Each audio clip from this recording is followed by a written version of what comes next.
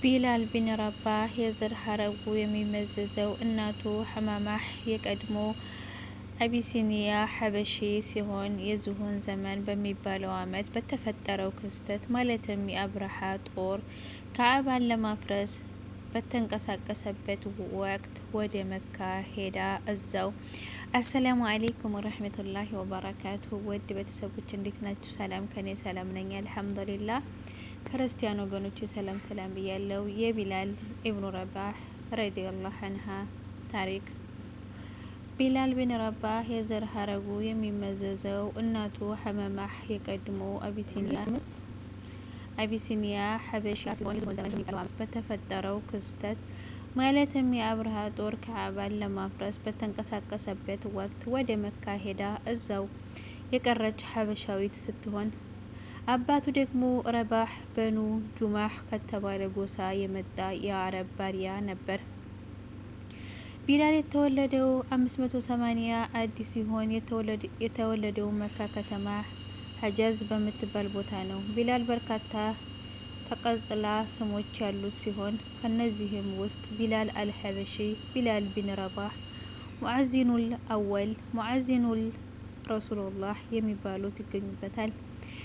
ቢላል ቁመናው የሚደንቅ ርዝመት ያለውና ትከሻው ሰፋ ያለ የሚከበር ባለ ሰውነት ነበር። ጸጉሩ ቆጥቆጥ ያለ ጥቁር ሲሆን በሁለቱም ጉንጮቹ በኩል ቀጭን መንገድ የሰራ የነበረው፣ አይኑ ድርቅታ ያለው፣ አፍንጫው ሰልካካ፣ ግንባሩ ላይ ግርማ ሞገስ የሚነበብበት ሰው ነበር። ሙሐመድ አብዱል ረኡፍ ቢላል ቢን ረባህ ገጽ 5። በሌላ በኩል ተፈጥሮው ረጅም እና ጡንቻማ ሰውነት፣ ስመጥረ ደረት ያለው፣ ጥቁርና አፍሪካዊ ቀለም የነበረው ሲሆን ጸጉሩ ጥቁርና ጥቅጥቅ ያለ ነበር። ቁረይሾች ኢብኑ ሰውዳህ የጥቁር ሴት ልጅ ሲሉ ያላግጡበት ነበር። ሰር ዊሊያም ሙሪ ሙሐመድ እና ህይወቱ ገጽ 57 ቢላል ከምንም ነገር በላይ የሚደነቀው ተጽራቅራቂ መርዋ ጣዕም ያለውና ከሩቅ የሚሰማና የሚያስተጋባ ድምጽ ነበረው። ኡመያ ቤት ውስጥ በባርነት ሲያገለግል በሚያሳየው የስራ ብርታትና መልካም ባህሪ እንዲሁም ከፍተኛ የሆነ አደራ ጠባቂ ይታወቅ እንጂ በሰዓቱ አርጎ እንደነበር የዘረኝነት ያለመድማዊና ፖለቲካዊ ጉዳዮች ላይ ተሳትፎ የማድረግ አቅም አልነበረውም። ቢላል ከባርነት ላወጣው እስልምና በሙአዚንነት ሲያገለግል ነው የሞተው። ሙአዚንነቱ በእስልምና ታሪክ የመጀመሪያ ሙአዚን ነው። ለመጀመሪያ ሙአዚንነቱ የተመረጠው በነብዩ መሐመድ ነበር። ቢላል ከባርነት የወጣው በአቡበከር ነበር። ምክንያቱም ለባሪያ ነበር። አደው መያህ ከእስልምና ውጣ በነራና ዛ በወቅቱ የነበሩ የጣዋስ መሲል መቃበራ በፀሐይ በተቃጠለ አሸዋማ መሬት ላይ አስሮ ላይ ተለጋይጣል ሲቀጣው አሐዱና ሀዲያ ለስቀይ ለአላህ ስላደር ለማስቆም አቡበከር ሰው ልቆ በለገ ያገዘ ጠየቀው። ኡመያ እሺ ሲል ሸለከ። አቡበከር ለራሱ ባሪያ ሊያደርገው አልፈለገም። ነጻነት ሰጠው። ከዛን ቀን በኋላ ባርነቱ አብቅተዋል። ቢላል ድምጸ መረዋው ህዝቦቹን በሚያምር ድምጹ የሚጣራ ይሉታል። ከመዲና ስደት በኋላ መዲና ውስጥ እስላማዊ መንግስት ከተመሰረተ በኋላ ቢላል በነበረው ኃላፊነትና የመወጣት ብቃት የበተል ማል ግምጃ ቤት ጸሐፊ ተደርጎ ተሾመ። ባላቸው የሞተባቸው ሴቶች፣ የሙት ልጆች፣ መንገደኞች እና ራሳቸውን ማስተዳደር የማይችሉ ምስኪኖችን የመርዳት ኃላፊነት ተሰጠው። በተጨማሪም በወቅቱ በተደረጉት ከፍተኛ ጦርነቶች በድር፣ ኡሁድና ህንደቅ እና ሌሎችም ታላላቅ ጦርነቶች ላይ በግንባር ቀደምትነት ተሳትፏል። ትዳር የአብዱራህማን ቢን አውፍ እህት ጨምሮ ሌሎች ሚስቶች ነበሩት። ነገር ግን ልጅ አልወለደም። በርካታ የታሪክ መዛግብት ላይ እንደሰፈረው ቢላል የመጀመሪያው ሙአዚን ተደርጎ የተሾመው በአንደኛ ድምጽ ከሩቅ የሚሰማና ማራኪ ስለነበር፣ ሁለተኛ ጥቁሮቹ ከሌላው እኩል መታየት እንዳለባቸውና ሌላው የሚሾምበት ቦታ ላይ ሁሉ መሾም እንደሚችል ለማሳየት የተዘየደ ጥበብ ነው። ሌላ ሙአዚን በቦታው ተተክቶ እርሱ አዛን ስላላለ ብቻ የንጋት ፀሐይ አልወጣም። ብላለች። ከቆይታ በኋላ እሱ አዛን እንዲል ተደረገ። ከዚያም የንጋቱ ጮራ ፈነጠቀች። ቢላል የሞተው በ638 እስከ 642 አድ ባለው ነው። 18ኛው ዓመተ ሂጅራ እንደሆነ ይታመናል። ነገር ግን አንዳንድ ማስረጃዎች ደግሞ በ20 እና 21 እንደሆነ ያትታሉ።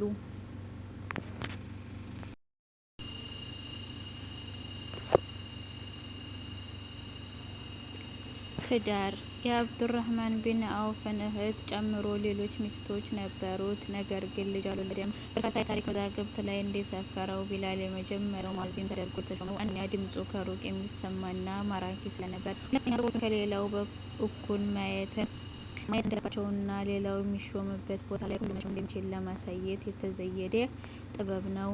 ሌላ ሙአዚን በቦታው ተተክቶ እርሱ አዛን ስላላለ ብቻ የንጋት ፀሐይ አልወጣም ብላለች። ከቆይታ በኋላ እሱ አዛን እንዲል ተደረገ። ከዚያም የንጋቱ ጮራ ፈነጠቀ። ቢላል የሞተው በ638 እስከ 642 አድ ባለው ነው። 18ኛው ወይም 19ኛው ዓመተ ሂጅራ እንደሆነ ይታመናል። ነገር ግን አንዳንድ ማስረጃዎች ደግሞ በ20 እና 21 እንደሆነ ያካትታሉ። ሲሞት እድሜው ከ60 እስከ 63 ውስጥ ነበር። ቢላል ሶሪያ ደማስቆ ውስጥ የሞተ ሲሆን መቃብሩም እዚያው ደማስቆ ነው። ከጥንቷ ደማስቆ 7ቱ መግቢያ በሮች አንዱ በሆነው ባቡ ሰጊር በተሰኘው ስፍራ ይገኛል። ረዲየላሁ ዐንሁማ። የአቡበክር ሰዲቅ ረዲየላሁ ዐንሁ ህይወት አልተከተለም። የነብዩ ሰለላሁ ዐለይሂ ወሰለም ከሊፋ የሆነው አቡበክር ሰዲቅ አብዱላህ ቢን አቡ ቁሐይፋ ኡመዊ አሚር አል-ቁረይሽ አት-ተሚሚ ሲሆን የዚሁን ክስተት እውን በሆነው በ2 ዓመት ከ6 ወሩ ተወለደ። ነቢዩ ሙሐመድ ሰለላሁ ዐለይሂ ወሰለም በነቢይነት ከመላካቸው በፊት አቡበክር ባልንጀራቸው ነበሩ። ከነቢይነት በኋላም ቀድመው ሰለሙ። በመካው የዳዕዋ ዘመን አብረዋቸው ሆኑ። ወደ መዲና ሲሰደዱ በዋሻው ታሪክና ከዚያ በኋላ እስኪሞቱ ድረስ እርሳቸው አልተለዩም። በተቡክ ዘመቻ የሙስሊሞችን አርማ ተሸካሚ ነበሩ። በ9ኛው ዓመተ ሂጅራ ነቢዩ ሰለላሁ ዐለይሂ ወሰለም በህይወት እያሉ የሀጂ ስርዓትን መርተዋል። ከእርሳቸው ሞት በኋላም እርሳቸውን ተክተው የሙስሊሞች ከሊፋ ሆነዋል። የነቢዩ ሙሐመድ ሰለላሁ ዐለይሂ ወሰለም ምትክ ከሊፈቱር ረሱሉላህ የሚባል ማዕረግን በሙስሊሞች አግኝተዋል። ኢብን ኢስሐቅ ሲረቱል ኩብራ በተሰኘ መጽሐፋቸው እንዳወሱት አቡበክር ረዲየላሁ ዐንሁ በወገኖቻቸው ዘንድ ተወዳጅና ተግባቢ ሰው ነበሩ። በቁረይሽ የዘር ሐረግና ታሪክ ወቅትም አቻ አይገኝላቸውም። ጸባየ መልካም ነጋዴ ነበሩ። ሰዎች እርሳቸውን እውቀት፣ ተሞክሮና መልካም ባህሪ በመሻት በጣም ይቀርቧቸው ነበር።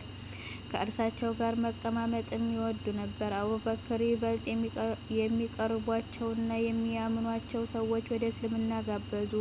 በእርሳቸው እጅ ዑስማን፣ ጦልሃ፣ ዙበይር፣ ሰዓድ እና አብዱራህማን ኢብን አውፍ ሰለሙ። ያዕቆብ ኢብን ሱፊያን በታሪክ ዘገባው እንዳወሱት አቡበክር ሲሰልሙ 40,000 የወርቅ ሳንቲሞች ነበሯቸው። ወዲያውኑ በአላህ መንገድ መጸወቱት። ለአላህ ሲሉ ስቃይና መከራ ያስተናገዱ 7 ባሪያዎች ገዝተው ነጻ ለቀቁ። እነርሱም ቢላል፣ አሚር ቢን ፋሐይሚ እና ዚኒራህ ነሕዚያህና ልጇን የበኒ ሙዕሚን እንስት አገልጋይና ኡሙሙ አቢስ ናቸው።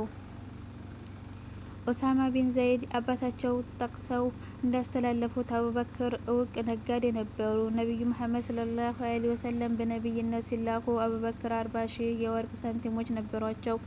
ባሪያዎችን እየገዙ በመልቀቅና የተቸገሩ ሙስሊሞችን በመርዳት ሀብታቸውን ውጭ አደረጉ። ወደ መዲና ሲሰደዱ 5,000 የወርቅ ሳንቲሞች ብቻ ቀሯቸው። እርሱንም መዲና ውስጥ መጸወቱት። ቡኻሪ እንደዘገቡት አሚር ኢብን አልአስ ረዲየላሁ ዐንሁ እንዲህ ሲሉ አስተላልፈዋል። የአላህ መልእክተኛ ሆይ የእርስዎ ዘንድ ይበልጥ ተወዳጅ ሰው ማን ነው? በማለት ጠየቋቸው። አይሻ አሉኝ። ከወንድስ አሏቸው። አባቱ አሉኝ። ቀጥሎም ሌሎች ሰዎች አወሱ። አብደላህ ኢብን ጃዕፈር ረዲየላሁ ዐንሁ እንዲህ ብለዋል። ወዳጅነትና አቡበክር መልካም እጅግ ሩህሩህና አዛኝ ከሊፋችን ናቸው። ኢብራሂም አን-ነኸዒ እንዲህ ብለዋል። አቡበክር በጣም አዛኝ ስለነበሩ አወዋህ ተብለው ተጠሩ። በ11ኛው ዓመተ ሂጅራ በወርሃ ጀማዑል ኡላ ሰኞ ቀን በ63 ዓመት ዕድሜያቸው ይህችን ዓለም በሞት ተሰናበቱ። ባህሪያቸውና ስብዕናቸው ይቀጥላል።